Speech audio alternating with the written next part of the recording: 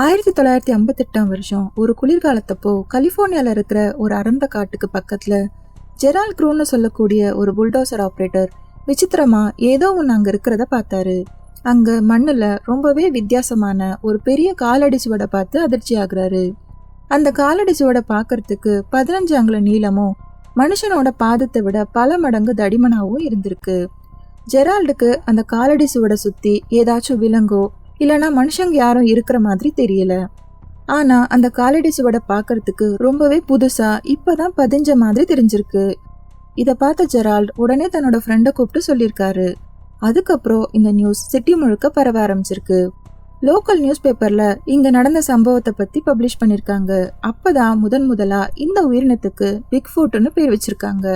அதுக்கப்புறம் காலப்போக்கில் பிக்ஃபுட் பத்தின பல மர்மமான அச்சுறுத்துற மாதிரியான பல சம்பவங்கள் பதிவாக ஆரம்பிச்சிருக்கு.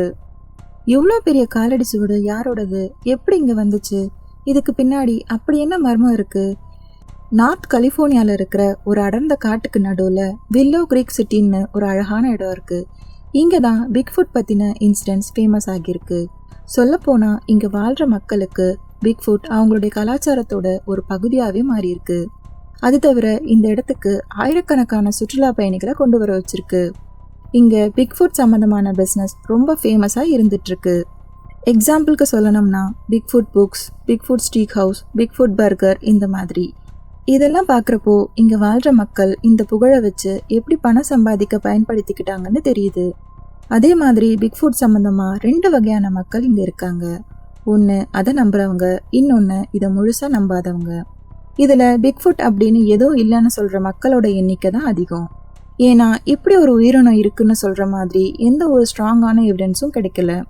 ஆனா இதை நம்புற மக்கள் ஒரு சின்ன க்ளூ கிடைச்சாலும் அதை ஆழமா ஆராய்ச்சி பண்ண முயற்சி செய்யறாங்க. இந்த பிக்ஃபுட் பத்தின கதைகள் பல நூற்றாண்டுகளா சொல்லப்பட்டுட்டு வருது.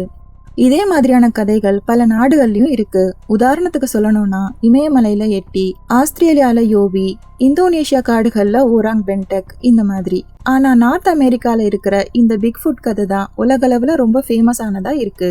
ஃபுல் வீடியோ பார்க்கறதுக்கு சேனல் நேமுக்கு கீழே இருக்கிற லிங்கை கிளிக் பண்ணுங்க.